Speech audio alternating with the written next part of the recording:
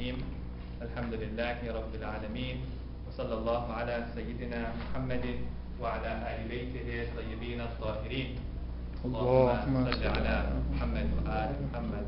So firstly, on the occasion of the birth of our second Imam, I'd like to wish all of you Shad Mubarak, particularly the Imam of our time as well. So as you can see, the topic for today's discussion is Facebook and my faith, and we'll try to keep it as interactive as possible. Of course, I've used the word Facebook, but I don't limit it to Facebook. We're talking about something called social media. And so before we even talk about whether Facebook is allowed or not allowed, what are the guidelines that we use when we're using Facebook, let's talk about what is media and what is social media. So can somebody help me out? What is media?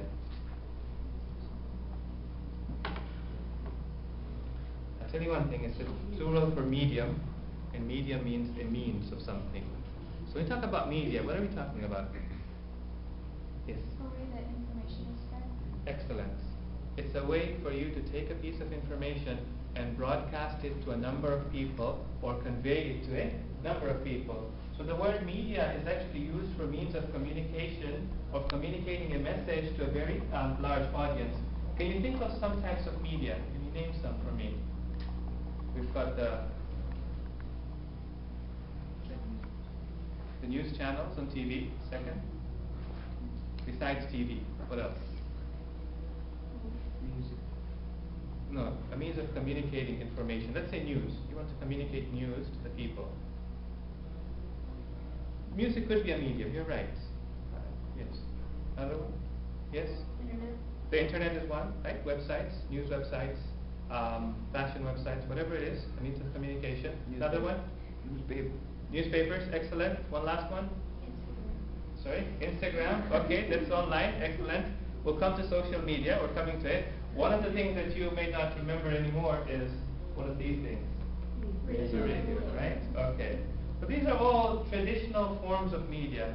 Now, in traditional media, what you had was you've got one person over here, corporate media, somebody who owns the radio station, who owns the newspaper station, usually a very rich person, and he's got a message that he wants to communicate to the rest of the people that are around him. So he uses one of these means, and he gets the message out to a number of people. How is social media different from traditional media? Well, social media, the term social media is used to refer to virtual means of communication and interaction between people. First is virtual. You all know what virtual means? It means not in the real world, but online. So a way for us to communicate with each other online. How is social media different from the traditional form of media? It's different in this sense. In the sense that now you become this person over here. You've got a message that you want to broadcast to people. Alright? Here's you. And here's your friends. Maybe a smaller group. Maybe, I don't know, 300 friends that you've got on Facebook or Google Plus or whatever it is. You've got a message and you can reach out to them in an instant. But it's also different in the sense that in traditional media, you didn't have much feedback. Yeah, people wrote letters to the editor, people called into television interviews, but in social media, you say something to your friends, guess what they do? They reply to you. Okay? So the way it works is like this. You've got a lot of interaction happening. So they say there are three differences. The first one is a two-way channel between people to communicate information. Two, it is easier to use and to create content. Alright? Before it used to be very hard. You wanted to get a message out there, you have to make a website. And a website's not that easy to make. In comes social media at the beginning of the 21st century. Think of Facebook, you know a Facebook wall? It looks like a website. It's a pre-made website for you. All you've got to do is to drop content into there. It makes it much easier for you to broadcast anything that you want to broadcast. Whether it's something important, something about the mosque, something about your life, something happened in your life, I don't know, your tire got punctured, you want to broadcast it to your friends and everybody else, makes it much easier to do that. And third, this is also very important, provides much greater connectivity. Now, there was a person, he used to argue, not argue, but I mean in the sense that he used to claim, that you take any two people in the world, let's say you've got a person here in Africa, and you've got a person here in North America, right? They always have 6 degrees of connectivity. You know what that means? That means he knows a person, who knows a person, just a random person in Africa, okay? Who knows a person, who knows a person, who knows him. 6 degrees of connectivity. Pick any two people in the world, anywhere that they are, right? Through 6 people you can connect them. That changes when you go virtual, online. It's not 6 degrees of connectivity, it's 4.7 degrees of connectivity. That means you pick any person who's virtually online, let's say on Facebook, pick another person who's online on Facebook, as both have Facebook accounts, through 4.7 people on average, you can connect them to each other. You get much more connected. Like let's say before, if I was going to have a program, I'd come to the mosque, hoping that all of you would show up at the mosque, I'll go up there, make an announcement, and hope that you're paying attention, you listen to it. Now today, I have a program coming up, I don't have to come to the mosque. All I do is I go on my laptop or I go on my iPad, and I just put the comment in there, and suddenly all of my friends who are there receive that message. Okay? Much greater level of connectivity. Do you understand what social media is now? Can you give me some examples of it, besides Facebook? Twitter is one, yes. Instagram is another one, yes. I haven't heard of that, yes. Okay, alright. So there are different types of social media, but just to put it into perspective for you, okay, there's social networks, like Facebook, like MySpace, like Instagram. There's blogs and microblogs, right? I don't know, these days people don't blog as much, it used to be a big thing in the past. But they do microblogs like Twitter, alright? There's wikis, so wikis again, I know if you go to Wikipedia, it's people just collaborating together to generate and create content. You've got podcasts, you've got even online forums. I don't know if you guys remember, but there's something called Shia Chat, alright? So you go on there, people get together and they talk about religious discussions, they collaborate and generate content together. I'm not as much concerned about these forums or podcasts or the wikis or the blogs, maybe the microblogs like Twitter and the social networks. My main concern is this and this. Okay? So our concern is social, networks, and our faith. Now, there may be a number of issues that come up with social networks. Those of you who've been following the news, what's one of the biggest issues that have come up recently? Something to do with a guy called Snowden. No? Oh, come on. It's a big thing in America. Congress went crazy about it. The military went crazy about it. Yes.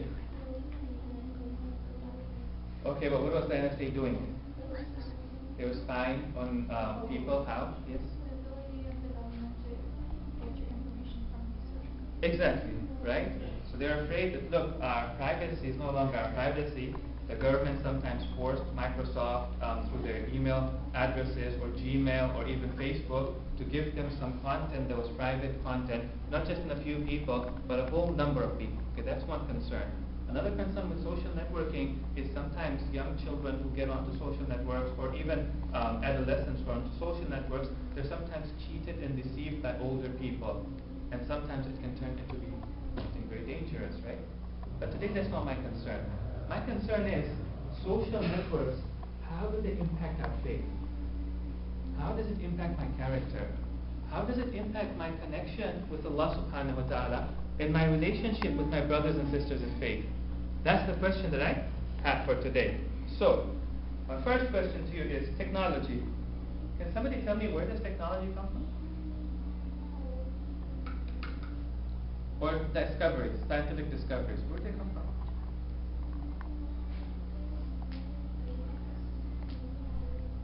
Anybody? It just randomly pops out one day, or we randomly discover things. We believe that technology which is beneficial for human beings comes to us from Allah subhanahu wa ta'ala, right? God didn't just create trees and mountains and rivers and all of the planets and stars. Even technology, we say, good technology is created by God. In what sense? One, if you look at the material that we use for technology, It's given to us by Allah subhanahu wa ta'ala. So who knows what are ICs? No cell phone can work without an IC. An IC is an integrated circuit, right? You can an example of it right here. Here's an integrated circuit. You know what ICs are made of? Transistors, right? There's like 1,000,000 transistors in there. You know what transistors are made from? Silicon. You know what silicon is? You know, for example, California is known as Silicon Valley. What's silicon? Silicon comes from sand. Sand. Can you imagine these ICs would not work if it didn't have sand? The material for it comes from God. But more important than the material is the idea, right? The idea of making an IC, for example, or the idea of making things. We're told in human history, the idea for a number of technologies came directly from Allah subhanahu wa ta'ala. Like for example, in the case of Prophet Dawood, what did God give him the ability to do? God gave him the ability to take iron, and it became soft in his hand, and he would mold it into anything he wanted to mold it into. He didn't have to heat it up. It would just become soft in his hand. So one of the things he made was armor. First person to make armor, Prophet Dawood, for example. One of the other prophets of God taught human beings how to write. Before then, either they wrote in a very primitive way, or they didn't know how to write. One of the prophets of God came and taught them how to write. Now, who knows what this is? Yes. A double helix, right? It's our DNA structure, right? The person who kind of thought about this idea of a DNA structure, the night before he saw a dream. In his dream, it seems to have seen two serpents intertwined with each other. And from that, he got the idea, hey, maybe the DNA sequence is a double helix, the way you can see it like that. Now that idea that came into his mind, perhaps it was inspired to him by Allah subhanahu wa ta'ala. So, technology first of all comes to us from Allah subhanahu wa ta'ala. Secondly, now coming to the technology that we're talking about, Facebook or social networking, is it halal or haram? Is it okay to use it, or is it a sin to use it? Yes. It depends on how you use it. What else does it depend on? Marketing. Sorry? Marketing? No. Marketing will not determine whether it's allowed or not allowed. Yes? But you're right. Marketing will depend how many people use Facebook. How many users on Facebook right now? Active users? No, not you guys. How many in the whole world? Yeah? 1 million? 1.1 billion. What's the world population? 7 billion. Alright?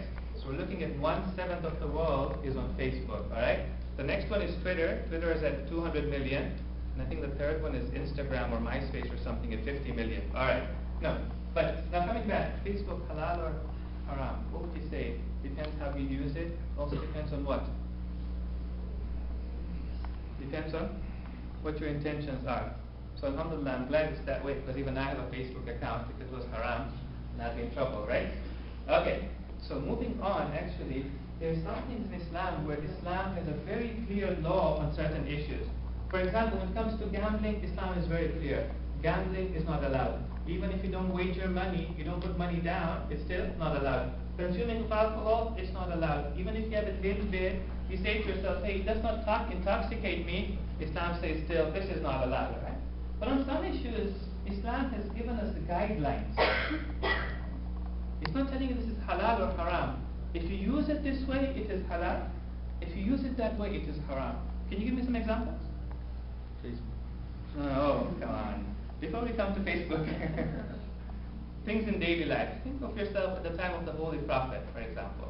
What are some things that human beings did where God said, okay, here's some guidelines as to how you need to do this? Yes?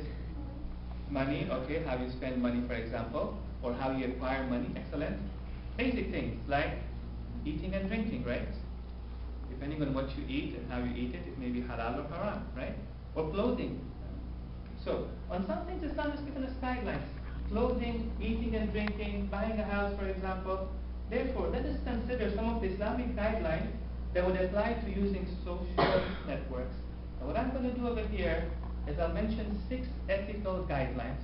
We'll talk about them. They'll be interactive. At the end of it, I've got 3 critical questions. And you really have to think about these questions. So do pay attention to what we're going to say right now. First one is, look, in Islam, time is of the essence. The time that God has given us in this world is very precious.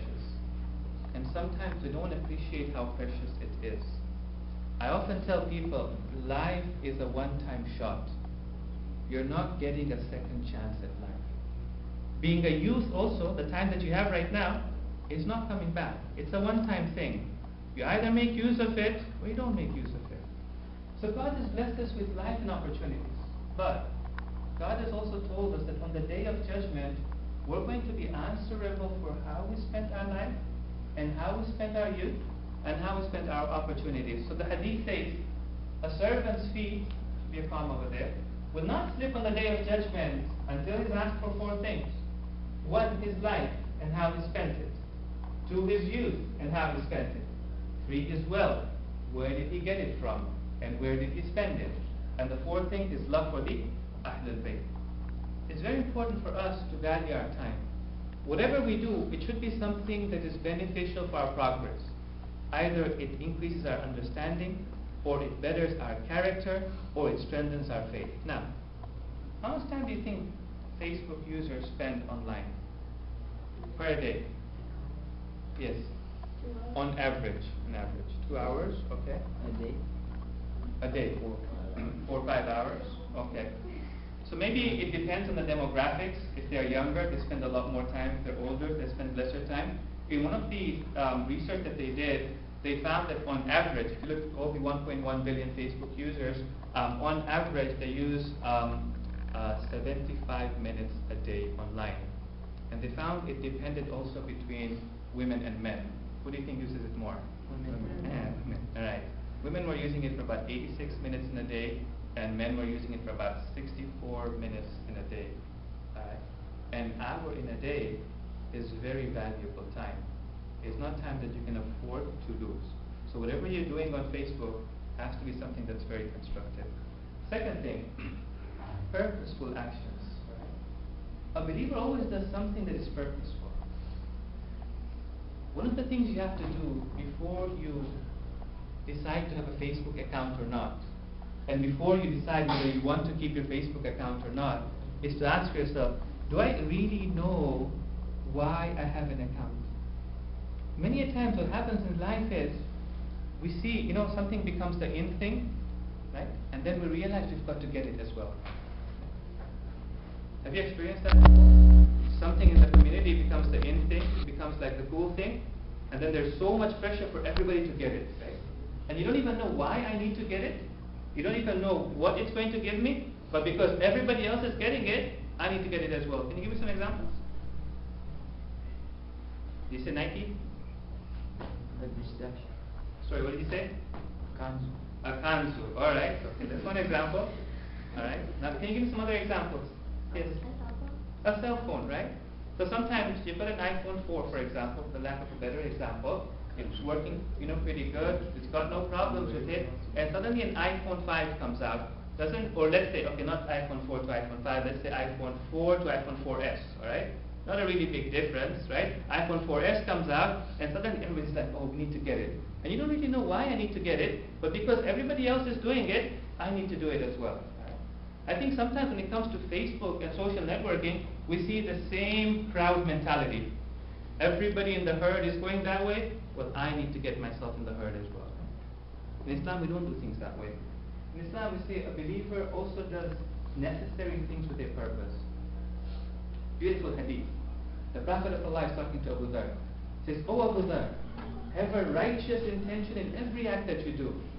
Think about why you're doing it, and then decide whether you want to do it or not. Even when eating and drinking, have a righteous intention." Okay? So a believer does not just follow a crowd. Guideline number 3, maintain personal privacy. Why is the concept of a house so important in Islam or in human life? Yes? So you can live in it. You can live in it, yeah? Right. Why is it important? What does the house mean to you? Socially speaking. Yes? Hmm?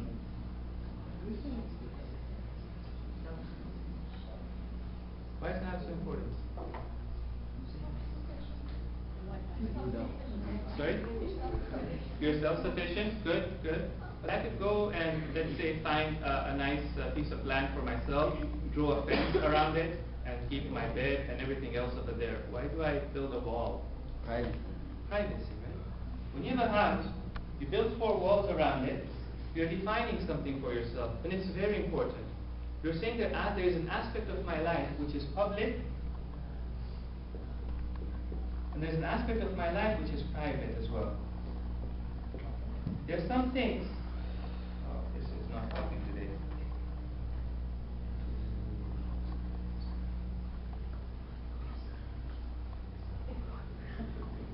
Somebody help me here?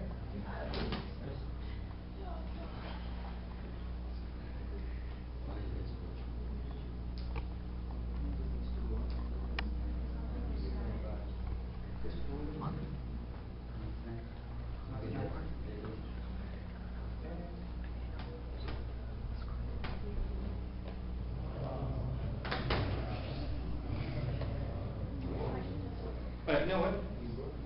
I broke it. Alright. Okay, let's just keep it down. It's fine. We'll try and use our imaginations for today. Okay? Alright. The reason why we have a house is very simple. There are aspects of my life which are public, and there's aspects of my life which are private. I think what's happening today is we're merging what is public with what is private. A lot of things which are supposed to remain private, I'm not talking about mistakes that we make. I'm not talking about sins that we do.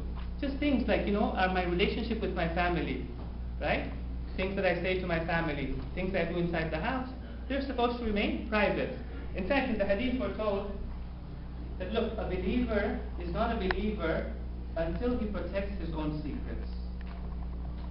We're finding more and more that secrets, people share their personal secrets on Facebook and social networking. They share other people's secrets on Facebook and social networking as well. Not only secrets, but sometimes a person makes a mistake, commits a sin. The Prophet of Allah says, look, when you commit a sin, okay, that's something that's wrong. But then don't go and publicize it. Don't go and share it with others. As long as you keep it private, there is a chance that you'll come back to the right path. And there's a chance that God will forgive you. But the moment you publicize it, that's it. It becomes very difficult for you to come back to the right path. So in the hadith we're told, look, do not publicize your evil deeds, for doing so is the most severe of sins. Yet I'm finding more and more on Facebook, people are doing exactly that. Somebody goes to a concert the night before, the next morning what do? Post a picture about it online, right? Somebody went to the bar, and the next day not the next day, the same moment they post a picture of it online. That's not a good thing to do. You'll say, wait a minute. If somebody wants to brag about his mistakes or his sins, even if he doesn't have Facebook, won't he find another avenue to do that? Another place to do that? Doesn't really make a difference whether he has Facebook or not. If he wants to share with others, he'll share it with others. What do you think?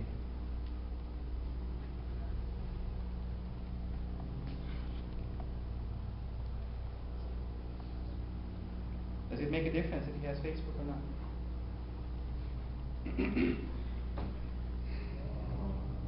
Anybody? Okay. Alright. So here's a very key point. I think this is something that you really want to appreciate as you use Facebook. It has a tremendous impact on your lives. Facebook is a tool, and so is this marker a tool. But Facebook is different. When I use this marker, it doesn't change my perception. It doesn't change my psychology. It doesn't change how I see the world around me. But when I use Facebook, even though it's just a tool, that tool is so powerful, it changes my perceptions. It changes the way I think. It changes the way I see the world that's around me. Sometimes you find a person who in real life wouldn't really talk much. In real life they would be what we call introverted. The moment they go online, they become very extroverted. It seems when you go online, a lot of inhibition is removed from you. You feel like sharing things that you wouldn't really have shared when you were in real world. Okay? So a couple of examples. One of the persons was interviewing a teacher, and they asked the teacher, what's your experience been putting your students online? The teacher responds. She says, where do I begin? I could pick from 100 examples. I had a student, let's call her Irene. She never volunteered to speak in class. When speaking to her friends, she did so in a whisper. When walking, she just walked inconspicuously, right? But on social media, she is very talkative, starts forum threads, replies to people, and shows a gregarious and a humorous side that she never exposed in person. And I could name at least 100 students like this from whom I've taught. Facebook is not like any other tool. It removes certain inhibitions from you. It makes you see the world a little differently. That person who wouldn't have bragged in public, when they go virtual and online, it's a little easier in bragging. Even bullying. Bullying seems to be much easier to do in Facebook. For some reason, it removes some inhibition from within us. So bullying is of different types. You've got physical bullying, you've got verbal bullying, you've got emotional bullying, and the fourth one? Cyberbullying. Alright, excellent. Cyberbullying. Cyberbullies say things that they cannot in front of other people in chat rooms, in instant messages, and on websites. This allows children to be much meaner than they traditionally could. Things that they could not say in front of adults and even other children, now they're much easily said online. It's a tool that plays with your mind. You have to appreciate that. Alright, moving on. Next one is avoid arrogance and boasting. These days a person buys a new cell phone, what do they do? The first thing? Post it on Instagram. They post it on Facebook, I bought a new phone, or I did this, I bought a new car, I got some new jewelry, I got some new clothes. Anytime they get something new, previously they had to come to the mosque to show it off. Now they only have to go on Facebook to go and show it off. Allah subhanahu wa ta'ala says in the Quran, surely Allah does not like anyone who brags about himself. Even Qarun, that's the word used in the translation. Even Qarun, how many of you know the story of Qarun? When did he live? During which prophet's time? Prophet? It starts with an M. Prophet Musa, excellent. Alright. So he lived during the time of Prophet Musa, was actually amongst the people of Prophet Musa. Alright? And then after they crossed the Red Sea, one day the people of Prophet Musa said to him, Qarun, look, God has given you so much from his wealth, why don't you share it with other people as well? But Qarun said, why should I share it with other people when I acquired this wealth with my own experience, with my own talent, and with my own knowledge? I'm not sharing with other people. Not only that, but one day he came out on the day of the festival when everybody had gathered, and he came out boasting some of his best robes, his best gold. All his servants would come who were wearing the best. He got the best horses. He came out and he was boasting about his wealth. Do you know what happened to him? According to the Quran, the earth opened up and swallowed him and those who were with him. God does not like people to boast. Has it become easier for us to boast of our achievements online, virtually? Yes. Yes. Why do you say yes?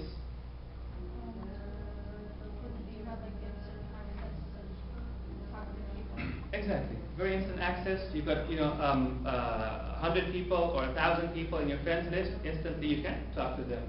All right. Next thing is maintain modesty. All right. Before I get into this, let's do an interesting thought experiment. All right. Mention some of the signs for the coming of the 12th Imam to me. What are some signs of the coming of the 12th Imam? Oh, come on. The sun will rise from the opposite side. Okay, the sun will rise from the opposite side, alright? Injustice all over the world, yes? Alright, so we'll have a moon eclipse and a sun eclipse at a time when we don't expect a moon eclipse or a sun eclipse, yes? Blood at the Kaaba, maybe, okay? From the sister's side, any signs? You'll be able to carry music. Oh, we'll be able to carry music in your pocket. Yeah, I'm not sure about that one, but perhaps. I read that. Any other signs? Okay. So I know usually when you talk about the signs for the coming of the 12th Imam, we look for some of what I call the exotic signs, right? Oh, the sun and the moon, this will happen to it, there'll be a loud voice in the sky. But there's some signs which are not very exotic, but they're very dangerous at the same time. So one day the Prophet is sitting with some of his companions, and he says to his companions, how will you be when there comes a time when you don't do amra bil ma'roof and nahy anil munkar, you don't encourage people to do good, you don't discourage them from doing evil. They said, Ya Rasulullah, is it going to happen like that? And the Prophet of Allah said, even worse than that. There'll come a time when you encourage people to do evil and you discourage them to do good. They said, Ya Rasulullah, is it going to get that bad? And what did the Prophet say? It's going to get even worse than that. The Prophet asked them, what will happen when a time comes when you think of good as bad and bad as good? They said, Ya Rasulullah, is that really going to happen, right? That's something very dangerous. I see that happening very often. I'll give you an example. Sometimes a lady posts a picture of herself online on Facebook, and she's not dressed modestly at all, right? She's put on the best of makeup, she's not, wearing hijab, she puts that online. Okay. I don't think that's a good thing for us to be doing. We have to be modest even when we're online. You may think to yourself that, look, only my friends are all ladies, right? But what happens when you post a picture online and somebody clicks a like on it? What happens then? Everybody in their contact list can see it, right? Unless you put a privacy setting on there, alright? So people can see it, you shouldn't do that. But then what I see happening is this: once that picture is online, it's very immodest, it's not right to put online, people start commenting on it. And what are the first few comments? MashaAllah, Subhanallah, you look very beautiful, MashaAllah. So not only we don't do amr bil ma'roof and nahy anil munkar, we actually encourage them to do, what they're doing, and discourage them from doing what is good. So maintain modesty. Now, moving on. Can you define modesty for me? What's modesty? What's modesty? Anybody? Okay, what's the Arabic word for it? Haya. Excellent. What is haya? What does it mean? It means modesty. Excellent. Right. We're getting somewhere. Modesty is the idea that you feel embarrassed, you feel uncomfortable showing a part of your life or a part of your body to somebody else. Right? You feel this is not the right thing for me to do. Modesty is not just about covering your body, it's also about covering your character as well. That's very important. If you understand that's modesty, can you name some types of modesty, especially when we go online, we want to maintain this modesty? The first obvious one is in our clothing, right? Modesty in clothing. Second one? Oh, I was supposed to show. Ahsan, jazakumullah, in looking as well, right? So it's not just about my clothing. Interesting, in the Quran, when it talks about the concept of hijab, it doesn't start by telling the women that you need to wear your hijab, or the men that you need to put on proper clothing. What does it start with? It says, tell the believing men to lower their gaze, and tell the believing women to lower their gaze as well, as they're talking to each other, or they're looking to each other. So if you see a photograph that's online, that somebody's not dressed modestly over there, you lower your gaze. Third one. Modesty is not just in clothing and in gazing, but modesty is also in speaking as well, in talking to people as well, right? The way I talk to my brothers is not the same way I talk to my sisters. The way I feel comfortable talking to my brothers, I should not feel the same level of comfort with the sisters, alright? With my brothers I can joke around, with my brothers I can, go up to a brother, I may shake hands with him, or stand next to him, or smack him, or whatever it is, right? Not too hard, inshallah. I can do that, right? When I go up to a sister, it has to be respectful. Two things: one, respectful; two, purposeful as well. I have to have a good reason for talking to them, right? That's important.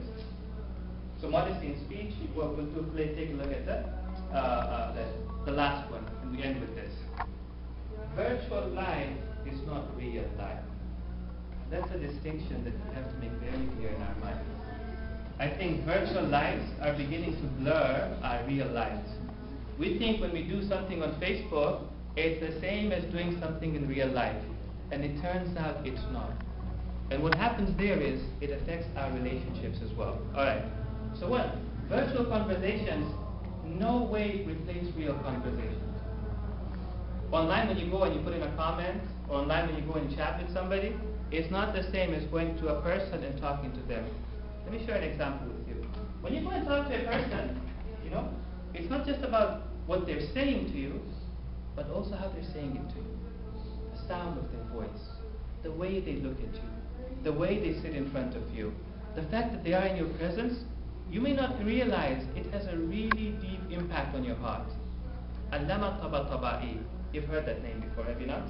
Yeah. Which important book did he write? Tafsirul Mizan. Excellent. Allama Tabatabai, he used to live in Najaf. In Najaf, he used to be a student. So he would be supported by his family who were in Tabriz. There came a period of time when there was no money coming from Tabriz. 1 month passes, 2 months passes, and nothing's happening. So after a while, Allama Tabatabai gets really worried. And he goes, where am I going to get my money, my expenses from? So he goes to meet his teacher. His teacher is a very important person, Sayyid Qadi Tabatabai. He said, I went to meet my teacher, and I sat down in front of him, and he started to talk to me. And just listening to the sound of his voice, the way he was counseling me, the way he was speaking to me, I felt so light sitting in front of him. When I left the house, I felt all my burden had been relieved. That happens when you talk to people in real life, on Facebook and today I'm finding people have problems. Instead of going to a real person, coming to a scholar, coming to their parents, coming to somebody and talking about their problems, what do? They go online, and I see this. They literally will just throw out a question online. I'm feeling depressed today. Can somebody, anybody, whoever is on my friends list, can anybody just say something to me to make me feel better? And of course, for a short while, it makes them feel better, alhamdulillah. But really, does it make an impact in their lives? It doesn't make an impact in their lives. But more and more I'm finding we're going online, and we're not meeting people in real person. I was reading an article, and I know this happens in some of the houses as well, okay? I was reading an article, and this lady went in to meet a doctor. And she said, I saw a mother and a daughter sitting right there at the entrance. So the mother was texting and the daughter was texting. And after a while, they're texting pretty intense. So I asked them, what are you texting, and who are they texting? They're texting each other. Sitting right next to each other. They're not talking to each other. They're just texting to each other, all right? One thing you have to realize, look, virtual conversations don't replace real conversations. Virtual interactions do not have the same impact as real life interactions. You know what this means?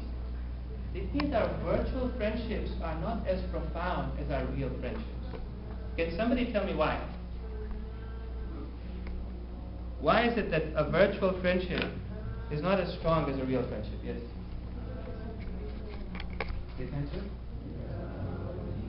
Excellent. So one thing that you find a lot of times happens when people go online, they put on a mask and they pretend to be something that they are not. All right? If their character or even sometimes aspects about their lives they share, they're not that. Like in real life, they would never make that commitment to you, but online they make that commitment to you. Another reason why online friendships are not as profound. So let's say you wanted to have a real life friendship, okay, with somebody. Let's say your friend's in trouble. What would you do? Just assume for a moment there's no Facebook, there's no social networking, there's no emailing, there's no texting. What do? Well, you actually get into your car, you drive into their house, maybe take a gift for them as well, sit down with them, talk to them for about half an hour, 45 minutes. Actually, people used to do that in the past. I don't know how it happens today, but they used to do that in the past. Talk to them, but actually commit to that relationship. Sacrifice their time, sacrifice their wealth, sacrifice, a part of them to that relationship. But today, what do we do when somebody's down? We think with a few clicks and a few, for example, moving the mouse around, we have actually done something important for that person's life. But we haven't done it. Next point. Next point is also important, I think, because sometimes we also think that virtual activism is like real activism. The issue of Bahrain has come up. In Syria, something has happened. The shrine of Lady Zainab. What are you going to do about it? I'm going to click like on a particular thing, and that's my activism. Now that's how I'm going to make a difference in the world. You're not going to make a difference in the world like that. And what Facebook does is it makes you think you're actually making a difference in the world. You're not making a difference in the world. Yes, there is room for virtual activism. For example, a year or 2 years ago, they had the revolution in Egypt. How do you think they gathered people for the revolution? How do you think they gathered people and told them, hey, we're meeting at Tahrir Square at 3 o'clock in the afternoon? How? through phones and through social networking. They posted on Facebook, they posted on different social networks, alright? But that's all they did. They posted it online, but then they actually met at the place, alright? They actually came out in person and they met at that place. So, virtual activism does not have the same impact as real activism. Question, are we losing touch with reality? What type of communication should happen on Facebook? Something for you to think about. Now, how much time do I have? 10 minutes. 8:22, about 10 minutes. Alright, so we've got enough time. Critical questions coming up for us to think about. What I'd like us to do is, just with the people who are in the same row as you, if you can spend 5 minutes talking about one of those questions. Alright? First question, are social networks designed to distract us from a constructive and purposeful life? Look, it's one thing to say, when I use Facebook, I'm going to use it constructively and purposefully. My question to you is it possible to do something like that? Or is Facebook designed to distract you and to make you waste your time?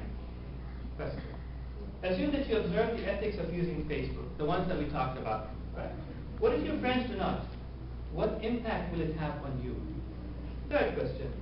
Does Facebook make us more lonely and create more superficial relationships? Do you agree or do you disagree? You may think this is a very simple question. It's a very difficult question. Alright? So, 8:23 right now. We go until 8:28. Pick one of them and talk about it. And then at 8:28 we come back and we talk about it together. صلوا على محمد وآل محمد. اللهم صل على محمد وآل محمد. Oh, okay. Yeah, it's okay. We'll try to remember the questions, inshallah. Alright, the first one. Social networks designed to distract us from a constructive and purposeful life. Do you think I can use Facebook and still not get distracted and still not waste my time? Or no, Facebook is designed in such a way that whether I like it or not, I'm going to get distracted anyways. You agree? Why? It's distracting. What's distracting about it? Everything. What's everything? What's so distracting about it? Yes?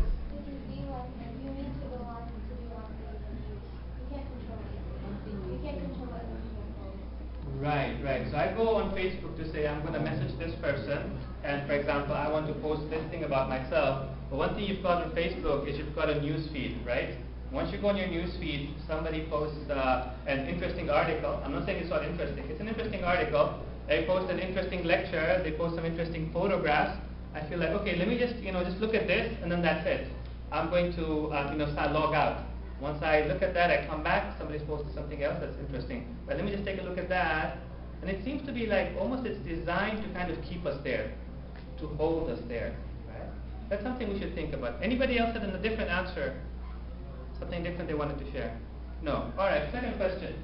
Assume that you observe the ethics of using Facebook. You're modest, you're not backbiting anybody, you're not sharing your secret. What if your friends start to, if your friends do not? What impact will that have on you?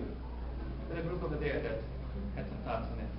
Okay, we said that if our friends are the ones that post things, we're mainly talking about Instagram. And if they Yes. post something that's not modest or not family, we go and tell them to their face to remove it. Like you Okay. said, like Right. we do it. Okay. That's the way that it impacts us. Okay. No, that's my responsibility. I may fulfill my responsibility. Although, when I say do amr bil ma'ruf, we do it in the best of manners possible, right? We do it with kindness and we do it in a creative way as well. But okay, they did that. What do you think? What impact would that have on me? On my responsibilities, on how I use Facebook, how other people use social media. How does it change how I use social media? Yes.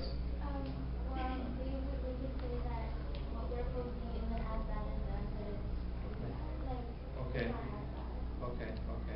So one thing it does is, sometimes, let's say there's something that you're completely abhorred by, okay? Like, I wouldn't do that.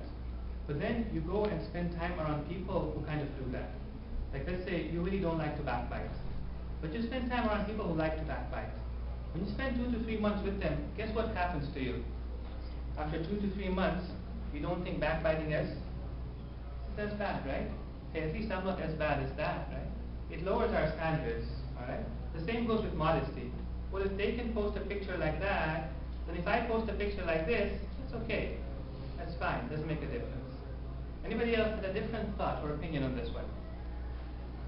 No. All right. Come to the last question. What was the last question now? Making us Does it lonely. make you more lonely, or it doesn't make you as lonely? Right. Yes. We'll come on this side. The group in the back there. Does it make you more lonely? Yeah. Yeah? I mean, What? I think we conclude that it does. Mhm. Just that Facebook stands for all social media. Yes, yes, yes.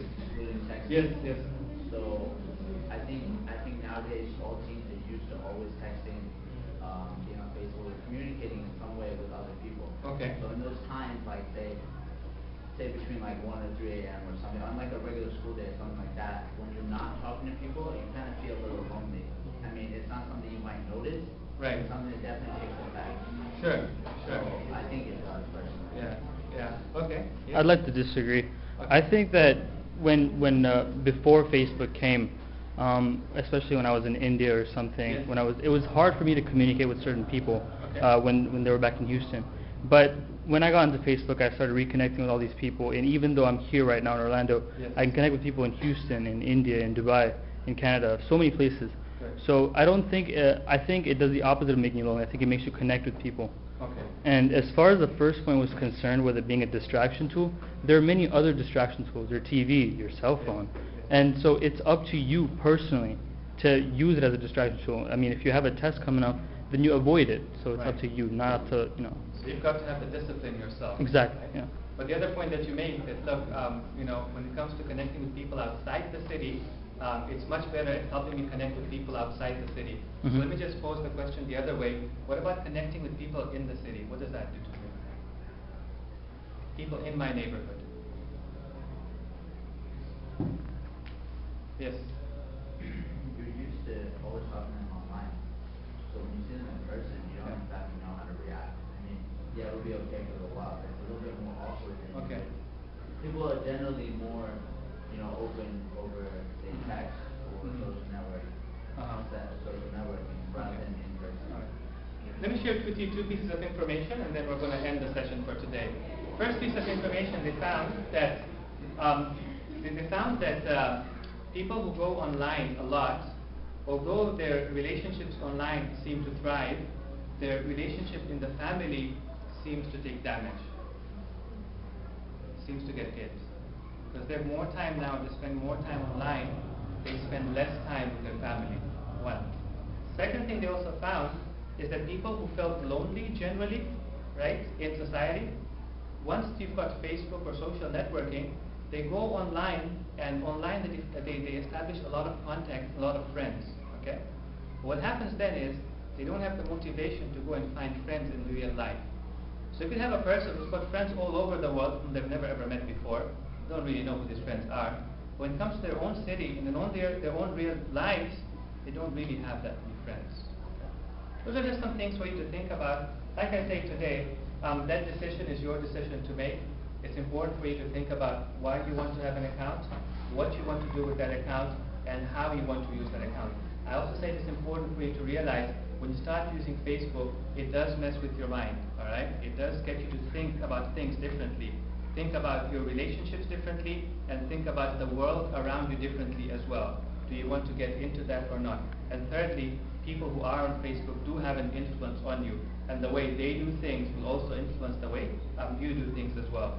So inshallah, I hope you'll make an educated decision, inshallah. Sallallahu alaihi wa sallam.